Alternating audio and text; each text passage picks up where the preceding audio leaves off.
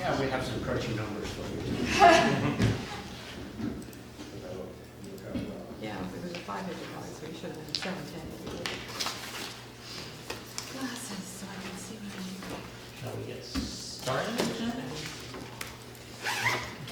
I'd like to thank you all and welcome you to the information meeting for the King Edward Bay Neighborhood Water System. My name is Raj Hayre, I'm the Chief Financial Officer.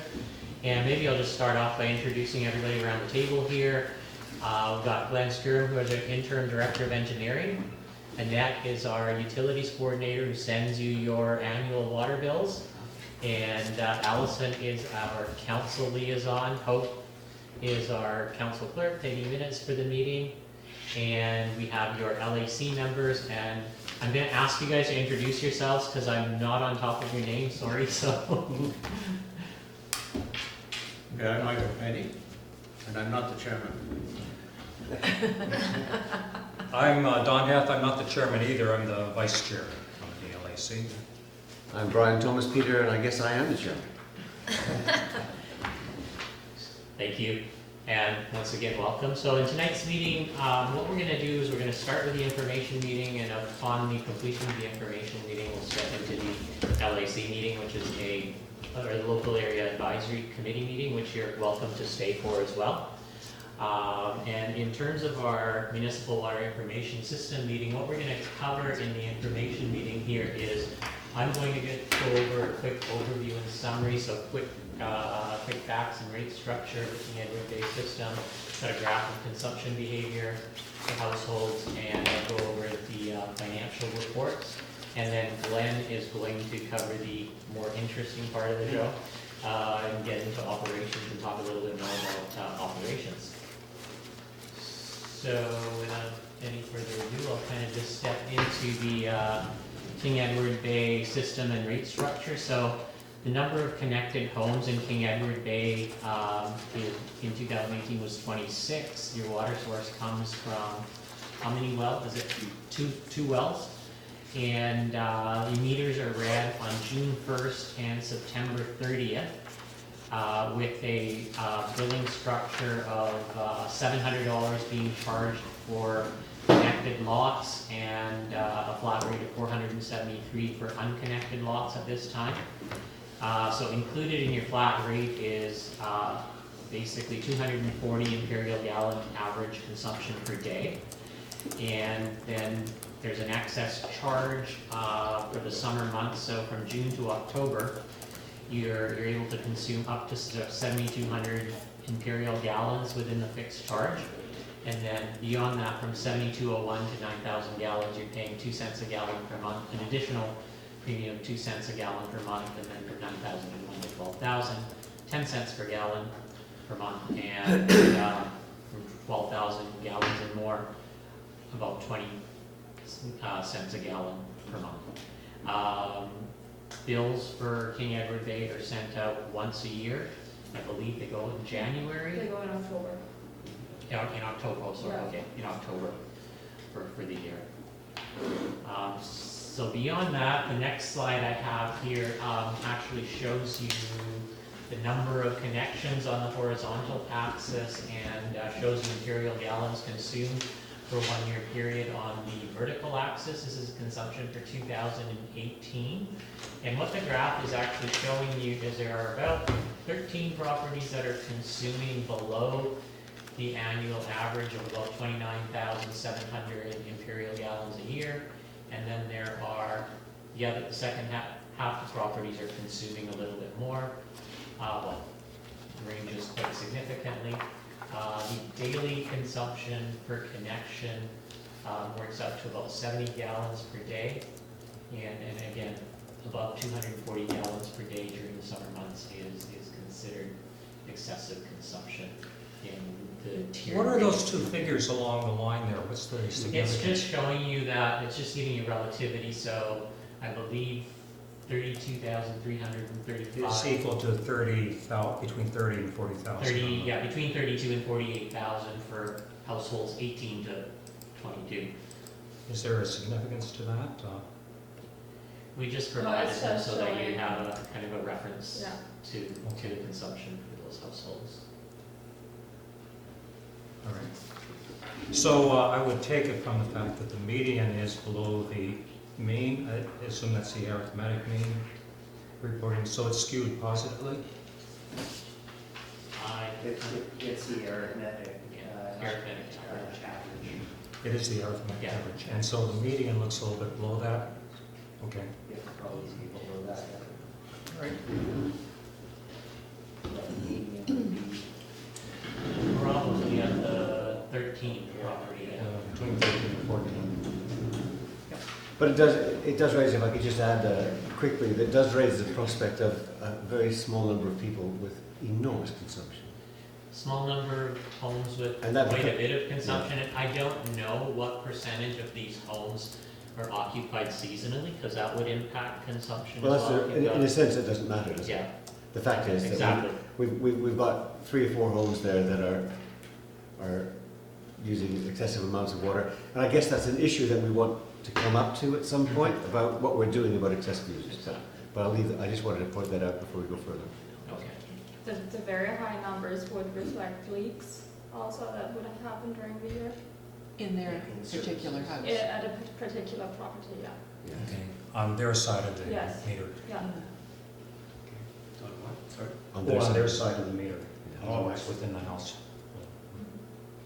Sorry, I know who it is. I'm sure you'll have notes of what leaks there were, because it'd be useful to know what leaks there were, so that we're not speculating on whether it was leaks or usage.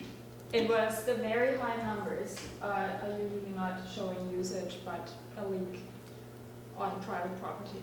Right. you have My, records on. Yes, my point is, we Yeah. really need to see the Yes. records of that. That would be Oh, yeah, really yeah. helpful. yeah, Okay. So we do know that a couple of properties Yes. have leaks, yes. so their use would be, It'd be useful to keep that in mind then for next year, because if we see a shift in the distribution, that would indicate that those leaks have been fixed or discovered. They are usually, people are informed right away as soon as we see it from the meter reading. And they take care of it within a certain amount of time, within 6 weeks is usually considered a reasonable amount of time. So moving on to the operating results for 2018, I'm going to focus on the middle column here, which is the actual results for 2018.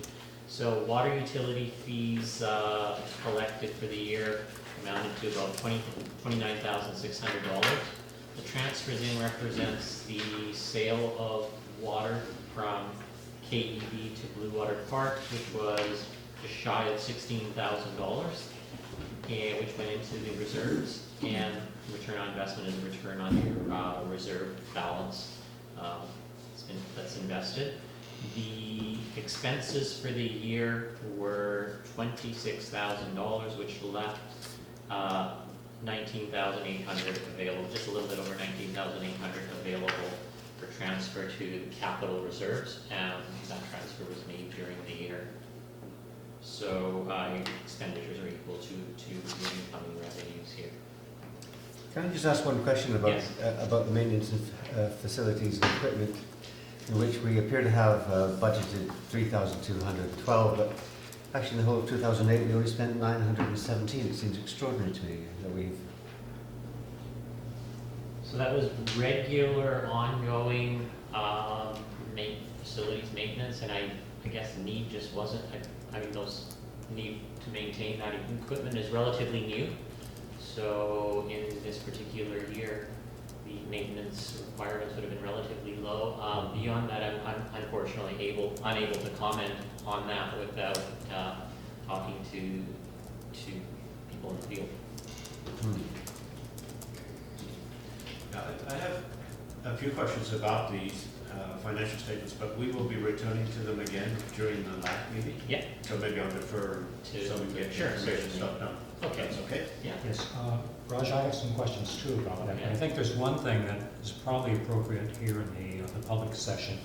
Let me just confirm with you that 15,937, those are transfers in from the cost sharing, which I think is a preferable term for the arrangement, cost sharing with Blue Water. Is that That's correct? correct, yes.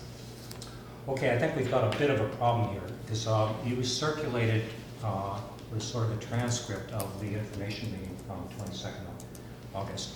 And At one point, it's on page 53 of 59, I guess. Oh, Yeah. copy. I can read it out there. Someone asked the question, I'll just read it as is. 73% of the Blue Water Park Reserve Fund was spent, and there are tensions regarding the reserves of money, which is an understatement. Have we been paying KEB to feed our leak? Money that we pay because of the negligence that caused the leak.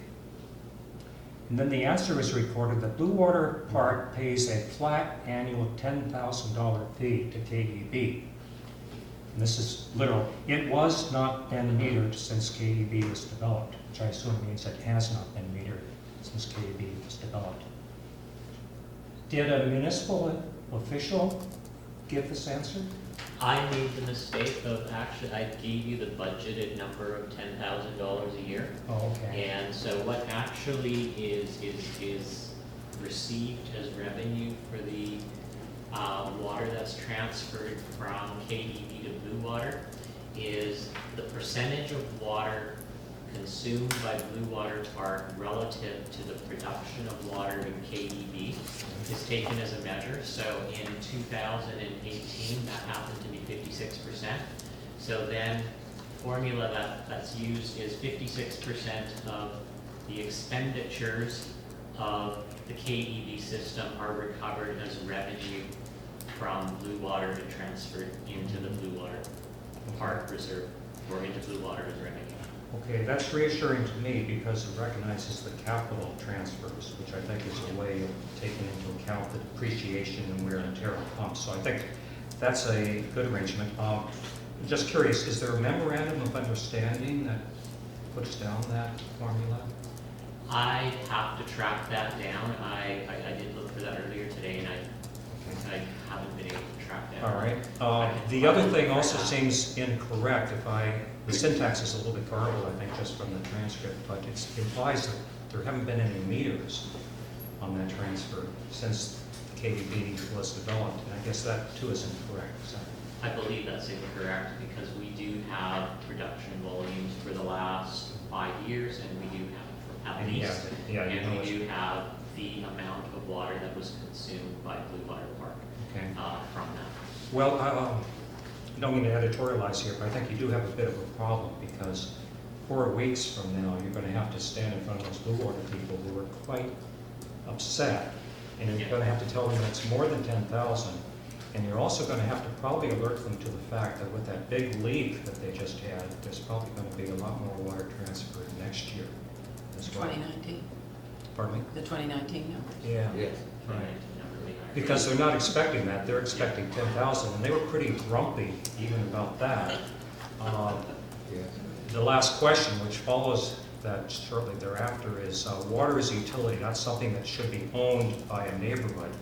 And you know what neighborhood they're talking about there. So I guess what I'm saying, and again, it's more an editorial comment, is I think the language has been very unfortunate this past summer, implying things about preconditions to development and obligations. And what it's done, I think, is it's created a lot of harm to our communities because people are now reacting as if other people are evil land barons somehow controlling their access to the water that they need. So again, it's editorial, but please, please be careful in the way you describe these things because we're feeling the impact. Okay, thank you. Again, I have some questions about that, and I'm pleased to hear the way you described it. So Just while we're on the point, one very specific question. You said it was 56% of expenses. Obviously not all those expenses. It wouldn't include the transfer to reserves. Get that $15,937 number out of the other.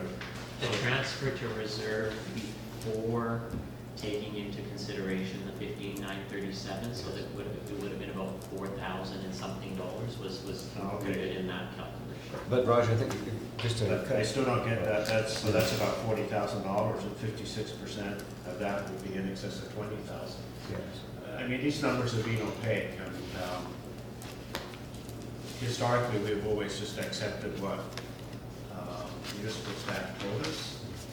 But Can I just correct you on that? So Yeah, it would have please. been, so basically your expenditures were $26,000 in Blue Water, plus there was about a 4,000 and something transfer to reserves, which is just over, close to 31,000.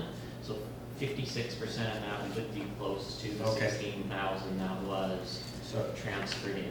so the expenditures were 26,000 in King Edward. 26,000 in King Edward Bay, plus the transfer to reserves before taking into consideration the revenue from Blue Water Park, which would have been just close to $31,000. The key thing is that there's an algorithm that's in the spirit of information that we don't really have.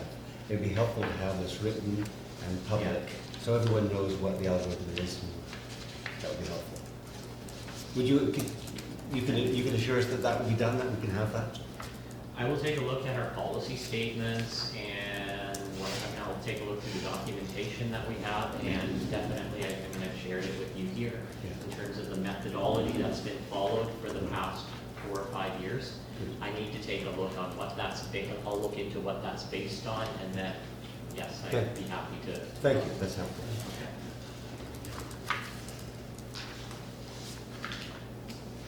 So I'm going to move on to the 2018 capital results here. So in the 2018 budget, we had a $10,000 provision that for well pump replacement in the event that a pump needed to be replaced.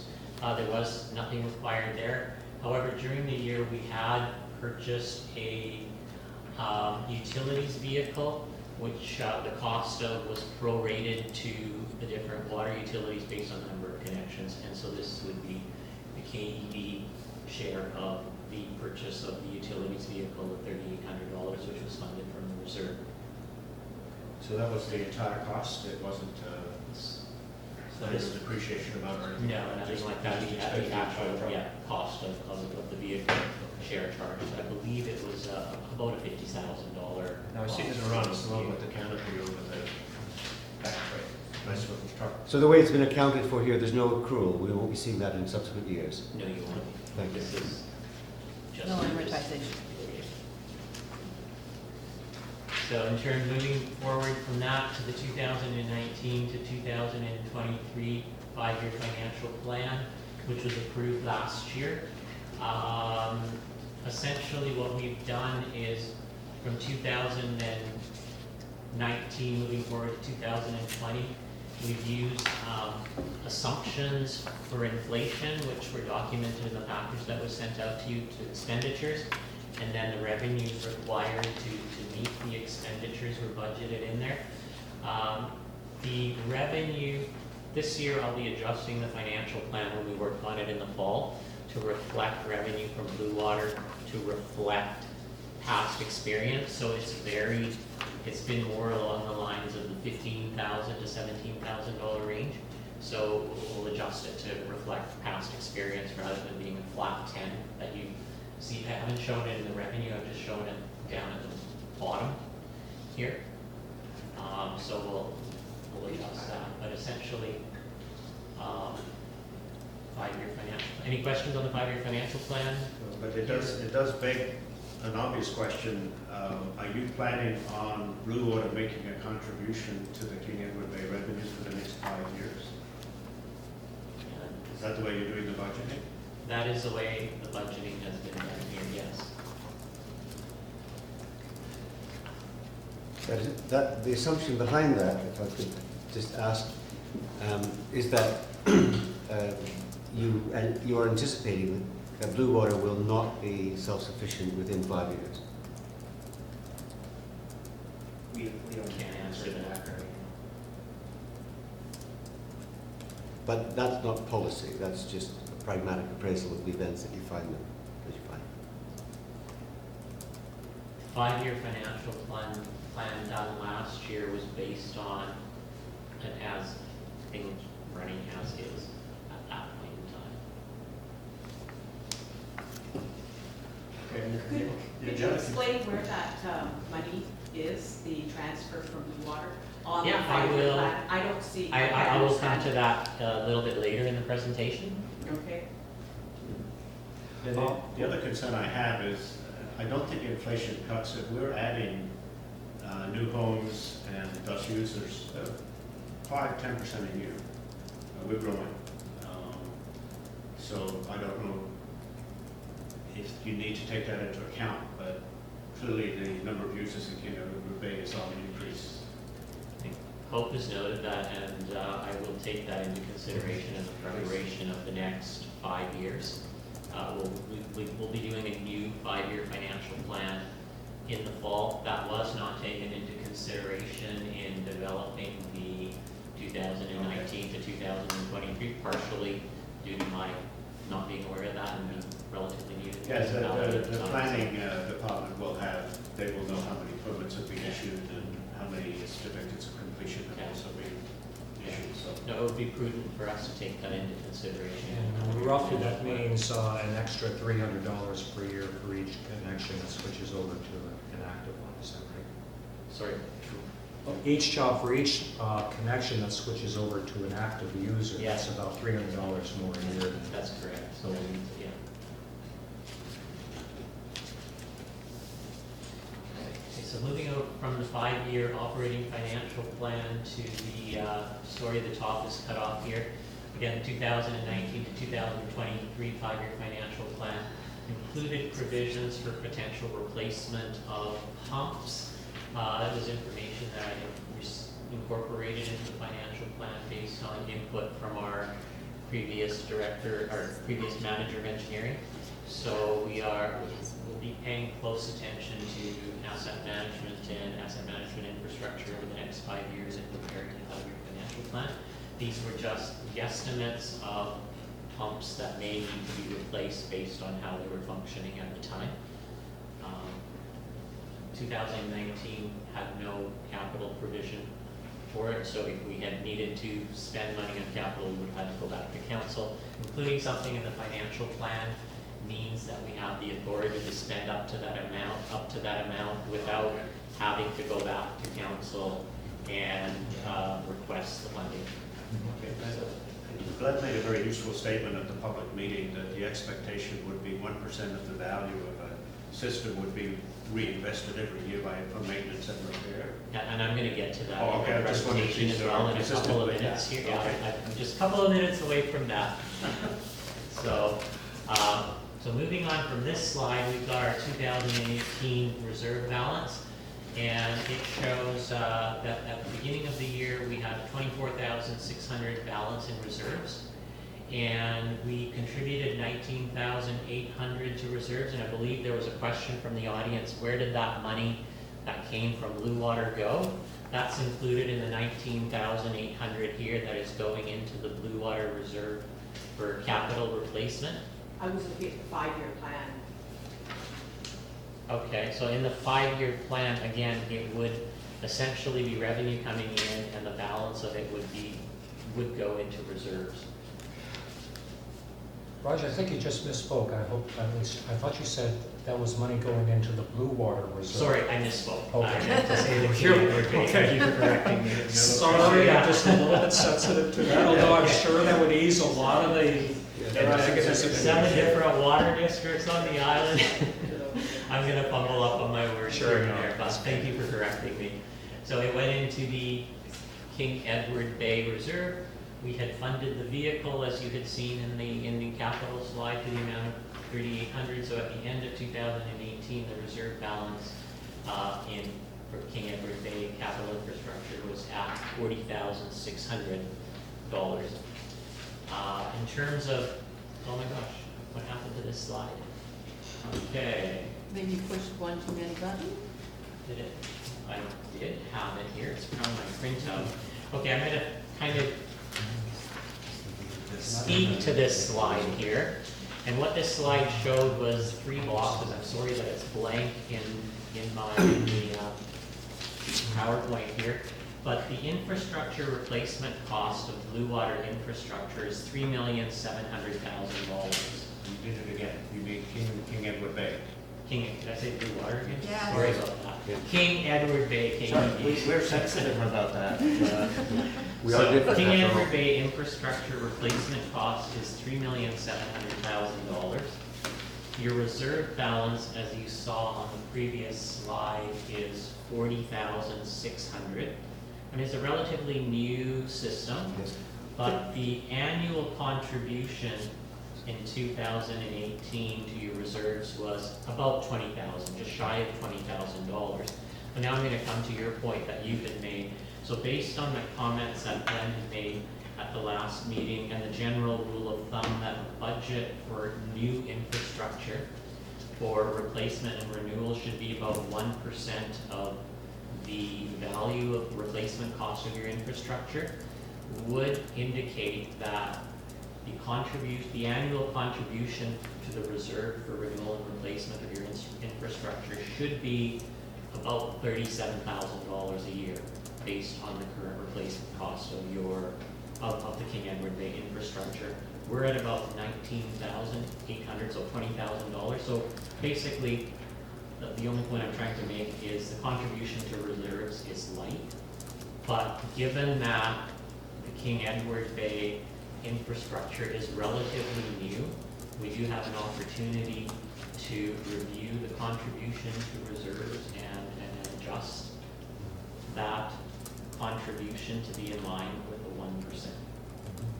1%. Yeah, bringing it up to $37,000, however, just right now would almost result in doubling the water rates to get it to a level of the recommended level of where it should be. I can see that that's very helpful. And I can see also it would be difficult to do that straight away. But, Exactly. But it's useful to have understand that there's that pressure that we have to be cognizant of. There is one question I want to ask of the reserve balance, and that is, I'm trying to understand how it is that a vehicle is part of our capital reserves. And that's, I'm not sure that the money we put aside as capital reserve for the replenishment of our water system would extend to include a vehicle that travels the island. The vehicle is used jointly for all of the water systems on the island. Indeed, I get what you're saying, but I'm not sure that's realistically part of the capital reserve, and I'm just wondering. A realistic expenditure from your capital. Correct. Or from Indians, in fact. I mean, it's a curious one, but it wasn't the intention of the reserve fund as I understood it, and so I'm looking for the rationale for that.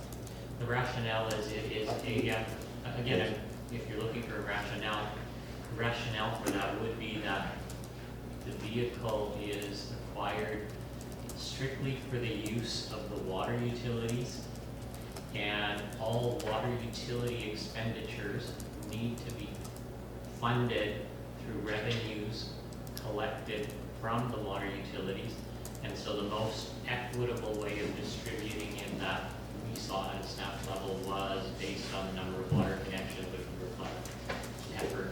It's very helpful that you state that principle really clearly. That'll come up again. Thank you. Yeah. Could I just ask one thing on thinking about what the lifetime of the system would be? This might be more something that Glen can comment on. When I saw the valuation, 3.7 million, I was a little bit surprised that it was much more than that for Blue Water, which has a much bigger network of pipes. You've got a nice So I water was tank. wondering why it was so high. What component of it contributes to that high valuation for replacement? I don't have the recollection right now of how it compares to Blue Waters, but we just put a unit price against each component, so. Each existing component? Yes. Existing. Yeah, because the Blue Water number is 3.4 million. Yeah. So But you've got a water tank. we have a very large tank, which is very expensive. Yeah. Blue Water has a much smaller tank, but that begs the question, why would you replace a smaller tank that has proven inadequate with another smaller tank that's going to prove inadequate? Surely the replacement has to be replacement to a standard that meets the standard that King Edward Bay, and for that matter, any of the appropriately constructed water systems meet.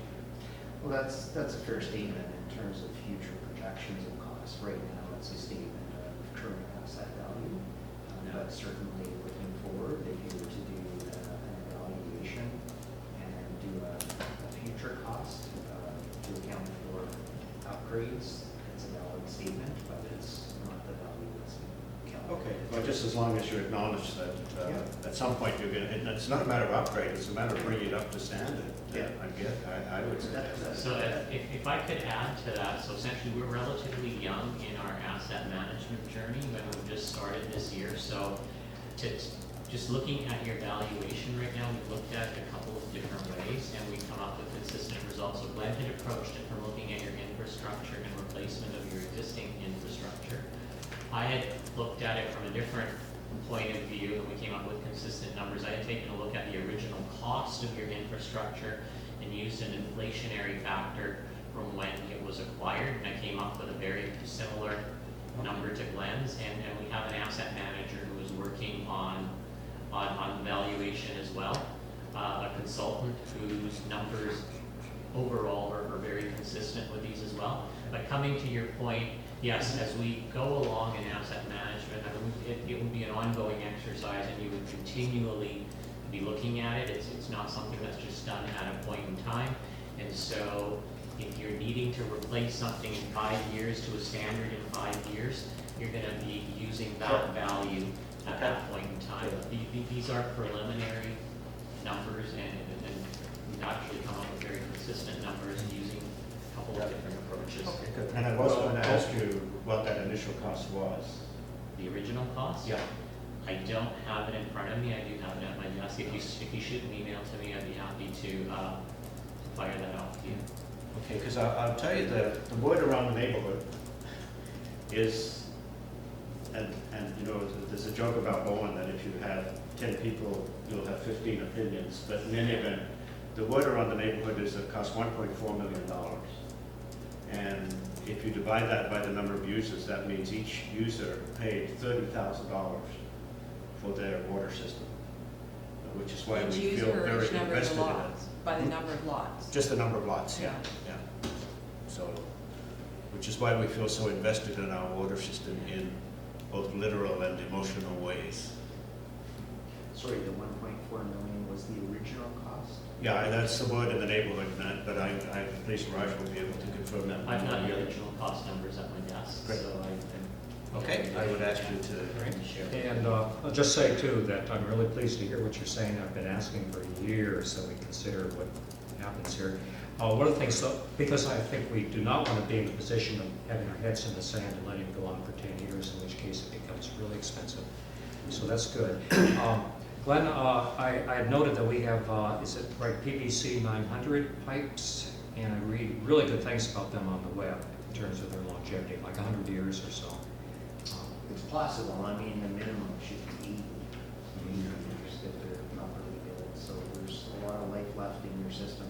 Okay. Might see us out, might they? Yeah. I mean, but it's not to say that issues won't arise. Sure. It's just, I want to say I'm comfortable with the more gradual approach you're taking to looking at the Yeah. asset management. If I was uncomfortable, I'd be asking you to panic. But, Well, I think you're in a favorable position, being a young system, because you have time to your advantage, whereas some of the older systems are, as you know, Yeah. crumbling and without adequate reserve, so it's more of a special assessment in those cases. yeah. See, I think that when Michael spoke of local knowledge there, that's part of it. People do feel Yeah. pretty comfortable in what they've got and would be resistant to having it degraded in any way, either by time or by other actions. And on that note, I'm going to hand the clicker and the PC over to Glen for the more interesting part of the presentation. Chemistry.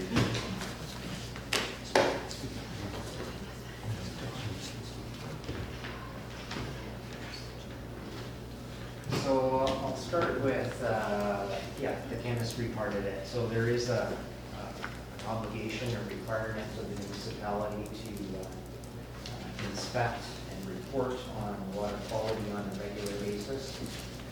There's a few constituents that are sampled regularly, coliforms, there's also chlorine residuals, and a couple different byproducts that can result from the disinfection process.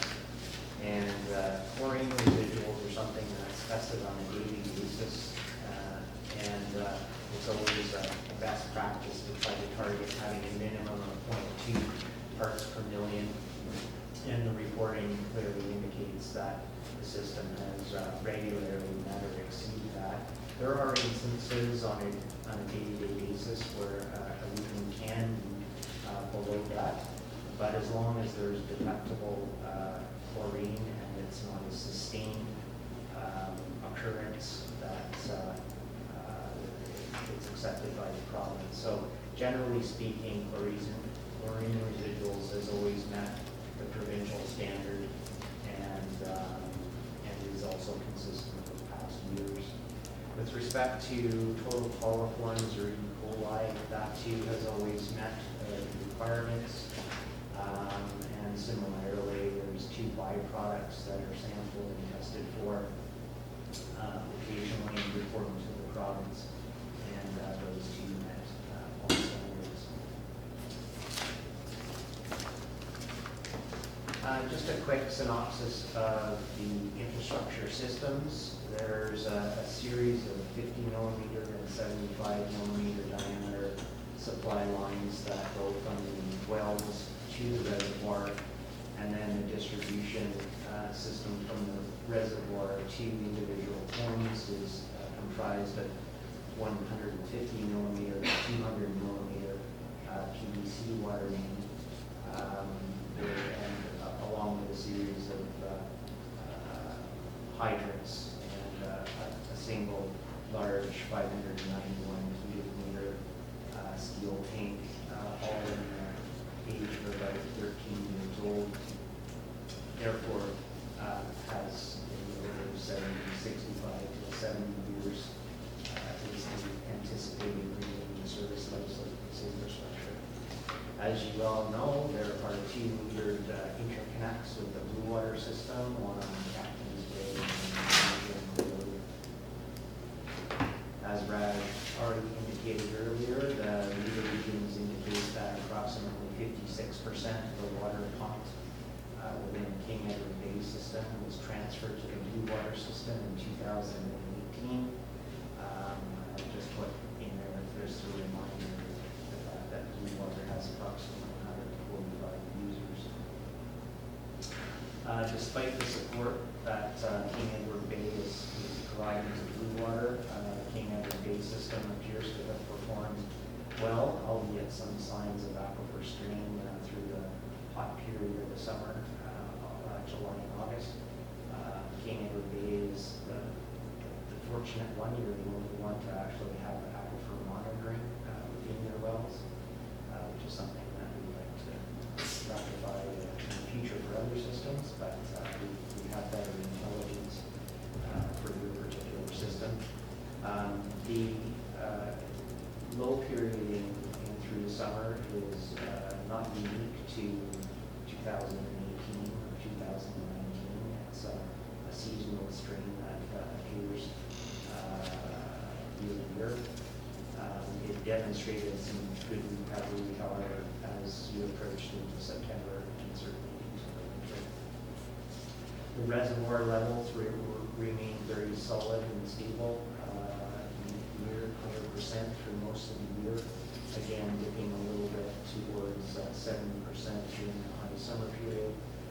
It's always recommended that a reservoir maintain at least 60% of its capacity, and you hit a low of about 70 in 2018. Glen, in your public meeting, you identified that one of the wells was not replenishing fully in July and August. Has it now gotten up to full replenishment? No, looking at 2019, you're speaking of King Edward. Yeah, you had a chart that showed that Yeah. the level of the water in the well was going down. Yeah, there's 2, well, they've historically gone down, and they're continuing to go down at this point of the year. There's 2 wells, King Edward Bay, one's at a higher elevation than the other. So the higher one always shows a decline faster, so it's because it's lately pumping from the common aquifer and influence each other. The higher one starts suffering faster than the lower one. Is your hope then that it will replenish over the winter? Yep. Yes. Yeah, it's shown, and that's what I was indicating. That's the that trend. This is the same, what I spoke to at the public meeting was specific to 2019, but a similar pattern was observed in 2018, and it recovered nicely come Okay. September. So we just haven't had rain, so if I were to look at that data today, I suspect that it hasn't recovered at this point, but the rains are coming, so we're optimistic that it will. This, certainly in terms of recommendations, we're well through 2019, and certainly looking into 2020, but ongoing routine maintenance, and as we already discussed, it's a very new system, so it is very routine maintenance that should be required in the coming year.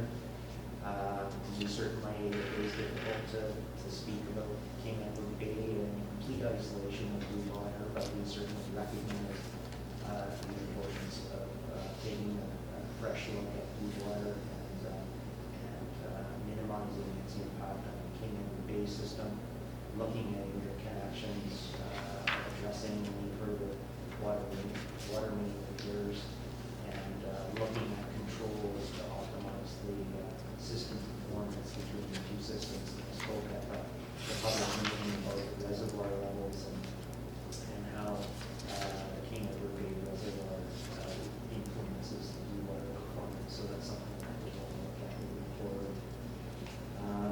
And another big one, which I don't have answers for right now, but certainly assessing the state of the aquifer and redefining sustainable water supply and yield is going to be an important recommendation to council over the fall and moving into 2020. Report about that in next year's LAC meeting and other. It's just before we move on to the other bit, I was just going to say that very helpful to hear you say that it's time we look clearly at blue water. That's the kind of fundamental issue here for everyone in the room, I think. And that kind of separates us a little bit from blue water, which is what we're achieving and hope to achieve. But there have been a couple of implications of the commentary you made at your last presentation. And one of those implications is that some people have got into their minds that the interconnection has resulted in water that's been pumped in blue water being transferred to King Edward Bay. And this has something to do with the misunderstanding of the relative positions of the water tanks. So it would be very helpful if you would bear that in mind when you have the opportunity to speak with blue water to clarify that, in fact, as I understand it, I want to change my mind on this right now, but that there is no possibility of water flowing from blue water to King Edward Bay, as far as we understand. Is that correct? That's my understanding. I can verify that with the operations people, but my understanding is that the flow can only go in one direction. And if you'd be good enough to make that really clear to the blue water public meeting, that would be very helpful. Sure. Thanks. Glenn, going back to one of the earlier points there, you said it was in the past year, it was 56% of King Edward Bay production was going to blue water. That was based upon those meters that have since been replaced, is that right? These were, the 56% is based on meter records from 2018. Those meters have since been replaced. I did look at the meter records, and it appeared as though one of the meters became foul in 2019 and have since been replaced. So there's nothing at this point to suggest that the numbers that we've been reporting for 2018 are incorrect. Okay. There's a period where certainly the records for 2019 indicated a problem. And this is a question not about the past year, but just to make sure that we're not letting things drop here. My understanding is that you have activated a third well in the King Edward Bay district to meet the summer crisis. Is that right? Okay. Sorry, could you repeat that? Just to Well, I make thought you sure. had activated a third well in King Edward Bay for this past summer when things got very tight. No, Oh, okay. there's a, You didn't activate 397 then? not to my knowledge. Another rumor. Yeah.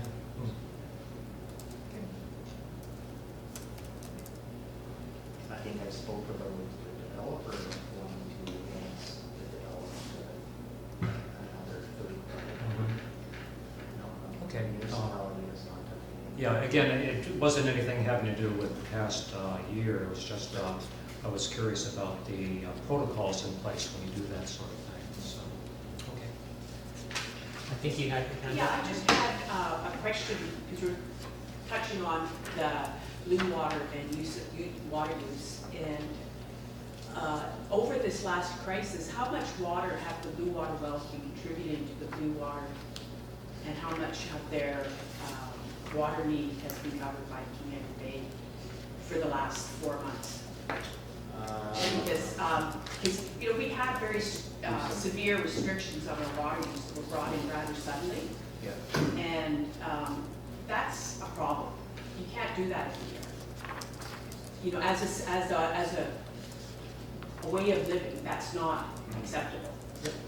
Because it shows a lack of planning, it shows a lot of problems, right? Yeah. So, and I got the feeling that a lot of people in blue water think most of their water comes from their own wells. But I also got the feeling from the lack of information we've had about their production and about the quality of their wells, that they're not producing very well at all. Could you clarify that and tell us how much water are they getting from their wells relative to how much King Edward Bay gets from their wells? Yeah, well, there's certainly the King Edward Bay, I don't have exact numbers, but certainly the King Well, a Edward. rough number would do. Yeah, I think generally speaking, King Edward, Blue Water is producing about 50% of their water demands with their own system. And, And they have all summer? yeah, Okay. but they're well rated, they have 4 wells, King Edward Bay has 2. But there is certainly significantly diminished performance of their wells over time. So their current output is far from what they were originally Yeah. able to put out. But see, then if you have these stage 4 restrictions, Yeah. and is that the 50%, is it 50% of stage 4 quantities of water being used that they've been able to produce, or is it No, the 200 gallons a day? the water, well, really neither. The water restrictions are imposed when we start to see the reservoir, the stability of the reservoir is the primary thing we look at to determine whether there's a problem or not.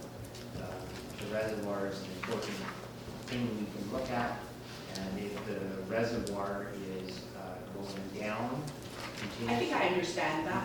Yeah, so, okay, then that's the predominant thing. And when we see that the stability. But it wasn't because of recharge- totally King Edward Bay use that we had stage 4 restrictions put in June. No, That has to be acknowledged. okay. So, It's acknowledged that right now we're in a situation where there's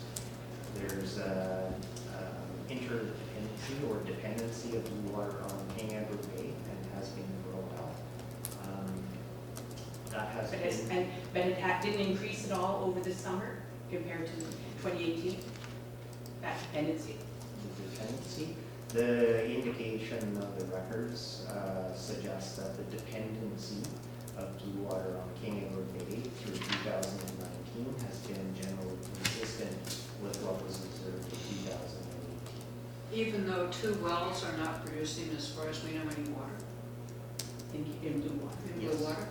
Yes, because the performance of the blue water system and the consumption was in 2018 is probably similar to what we're now observing in 2019. So there hasn't been a dramatic change from 2018 to 2019. We're seeing a similar pattern at this stage. Well, then why was King Edward Bay put under stage 4 restrictions? It was actually a fairly wet summer in King Edward Bay. We actually had quite a bit of rain, which was lucky.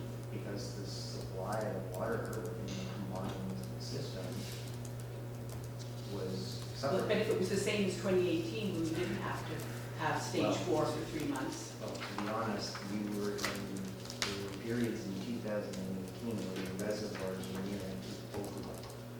So in reality, a call should have been made to put you on water restrictions. That didn't happen. Why? Sorry? Why? Why? That's a good question that I've been here for 2 months and I can't speak on behalf of those who were in charge at that period of time. Do you envision Blue Water being able to go independent of King Edward Bay? Have you seen enough water source out there? Do you think that's possible, or is this?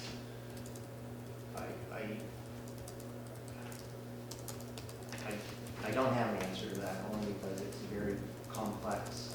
It's gonna take time, I know that for sure, because what we are observing is a depleted aquifer. And in a depleted aquifer, you need to significantly have more inputs than outputs. And over the last while, we've had significantly more outputs than inputs. Do So you have hydrogeological studies that show that any water from Blue Water is actually interconnected with water from King Edward Bay? we're involving a hydrogeologist, and in fact, a hydrogeologist has been involved all along, and we are undertaking further exploration of that. We have theory, but we don't have enough information. So then how can you tell us that this is the case if you don't have the information, that the aquifers are being depleted? How do we know that our aquifer is not being depleted just because we're sending so much to Blue Water because they're not able to support their own production? Yes, we don't know that yet. So then you can't say that it's the Blue Water aquifer and the King Edward aquifer in total that are causing this issue. You don't know what's causing this issue. Is that right? You don't have a hydrology report right now that's saying where the water is coming from in terms of the entire Blue Water King Edward Bay system. We have adequate information to know things at a macro scale. What we need to understand better is the more micro scale influence of the different wells on each other. We fundamentally know and understand the aquifer. We fundamentally know what's happening within each individual well. What we need to further explore is the interrelation of each of those components. Right, so then you will be able to advise Blue Water about where it would be most advantageous then to drill new wells. Yes, if we determine that For drilling Blue new Water. wells is the solution.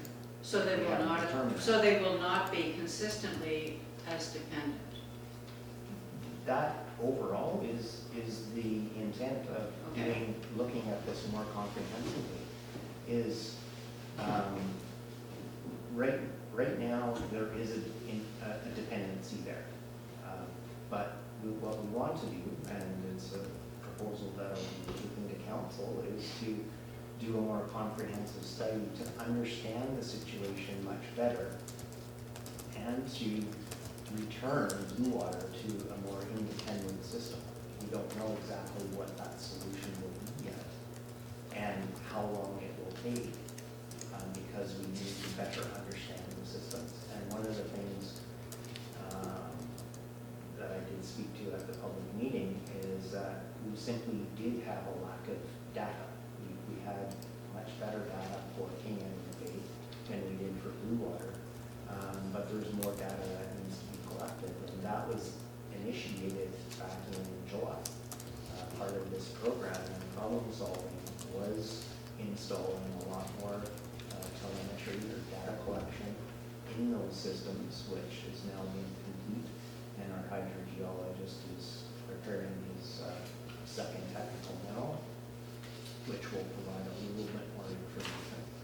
But longer term, one of the important things we need to see now is now that we've significantly changed the output, this leak was a significant thing that has changed the dynamics of water flow, is to see how this water aquifers and wells can recharge in the winter period. Right now, we're still in largely a drought condition, so despite the fact that we've solved the problem, we haven't had the opportunity to recharge any. So this coming winter will be much more telling for us.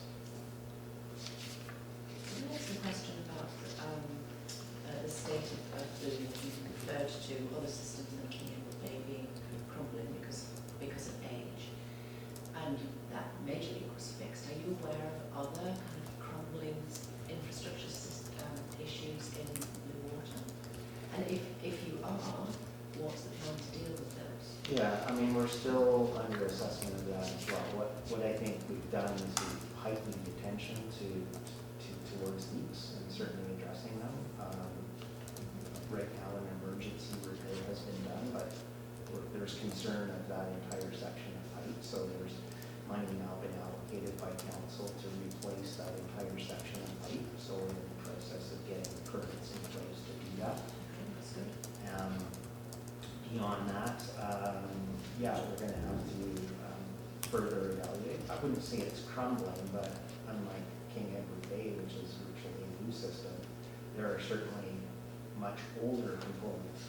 And as part of the asset management program and looking for different signals, I think what we'll do is we have information that we can have heightened attention to and have a response program that's a little bit more proactive in dealing with issues.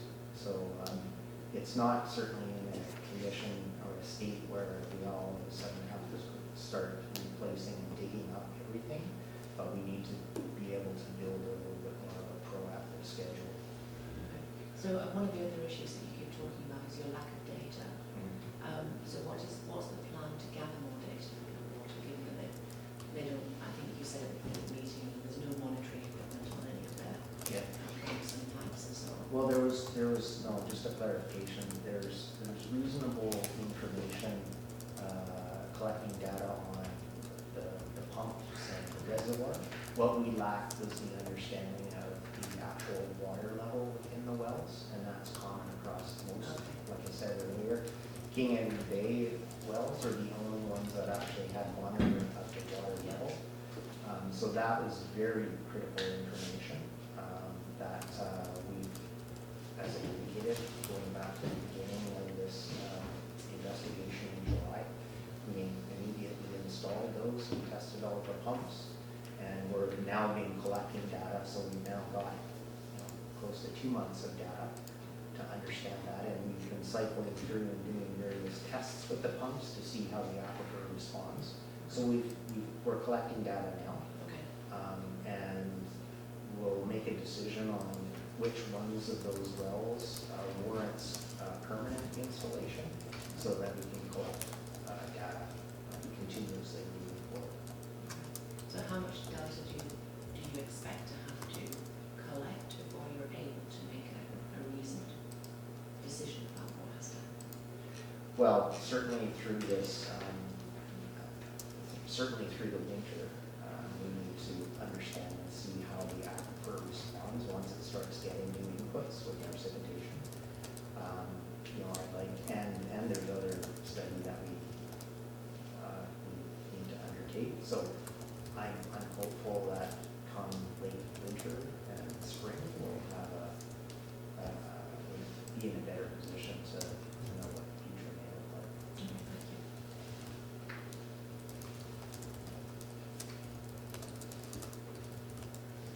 you. Any other questions, or I think you're at the end of the operations presentation, right? Yeah.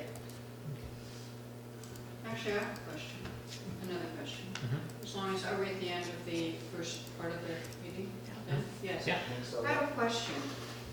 Today, in looking over information before I came here, I looked on the municipal website and saw under the local area water systems, a map that showed something called the West Side Local Area Water System.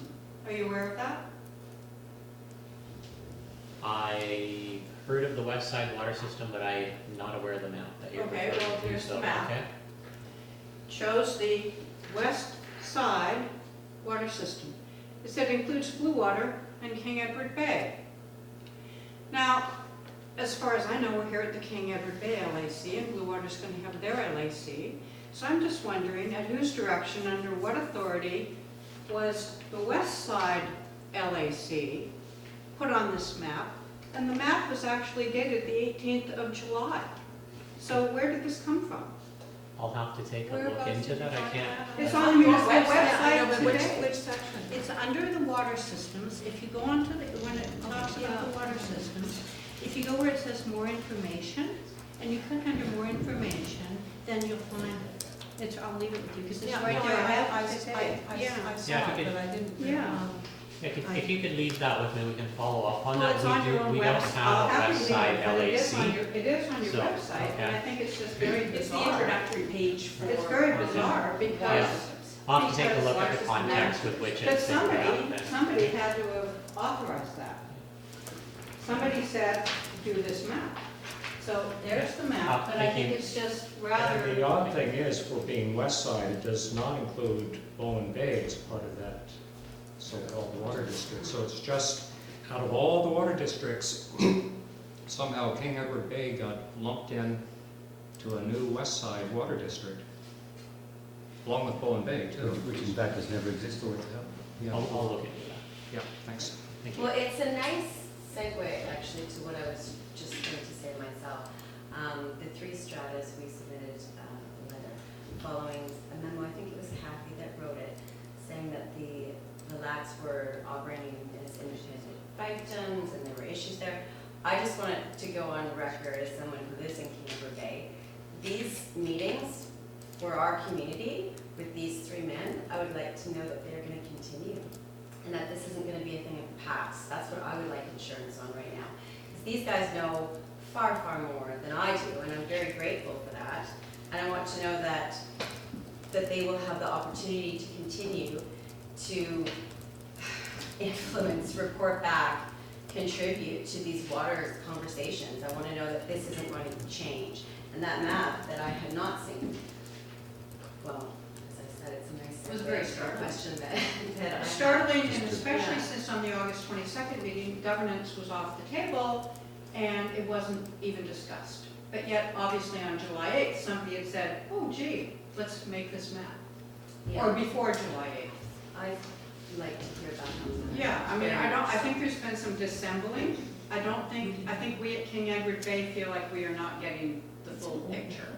Yeah. What I can do at this point is take your comments, and if the LAC wishes to incorporate that as a recommendation to council in our subsequent LAC meeting, they can certainly do that. But I mean, right now, the legislation as it's written or charged with what we are having these meetings as a result of that.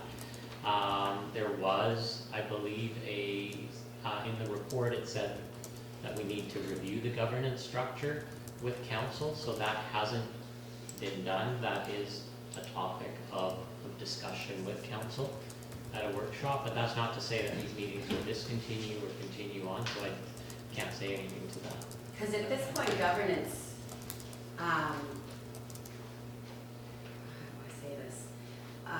It's not inspiring a lot of confidence. I know you've only been here a couple months. I've only lived on this island for 3 years. There's, as you say, a lack of data. There's a lack of communication. There's a lot of tension between neighborhoods because it seems like different messaging is being sent to the different neighborhoods, but yet somehow now we're the same. There's a incongruency here that I'm uncomfortable with, and I think governance is actually huge, and I think it's the one thing that should not be changed until we actually solve the water system. I think that is a critical point to make, because what's been happening clearly is not working.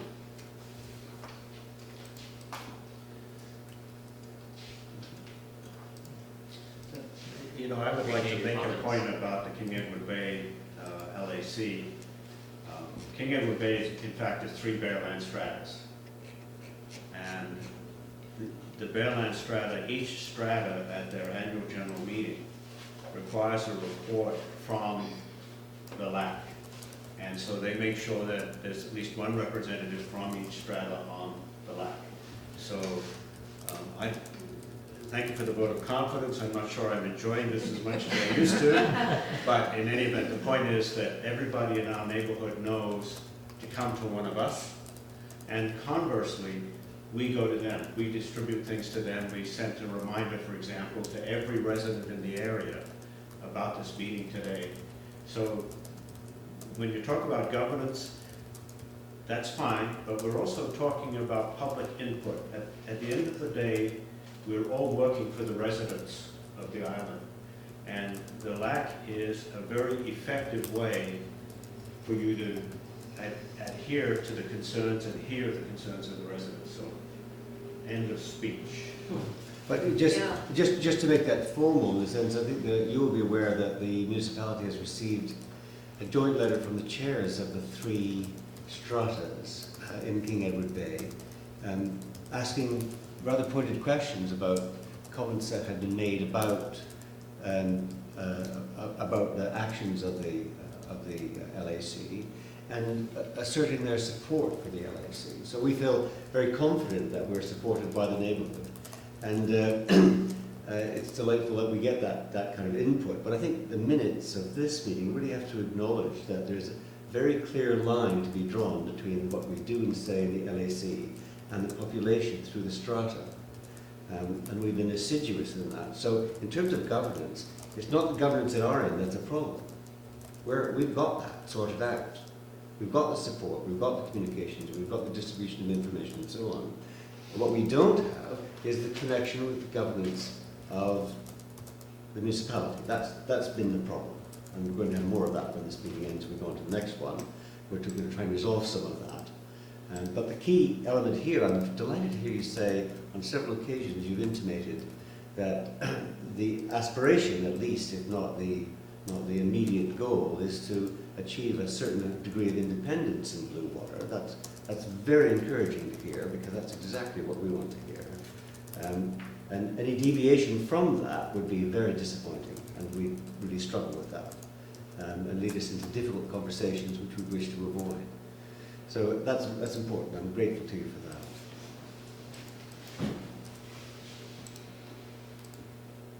Okay, thank you. I think we should, in the interest of time, adjourn this meeting and step into the LAC meeting. Thank you. Thank you. Thank you. Thank you for attending.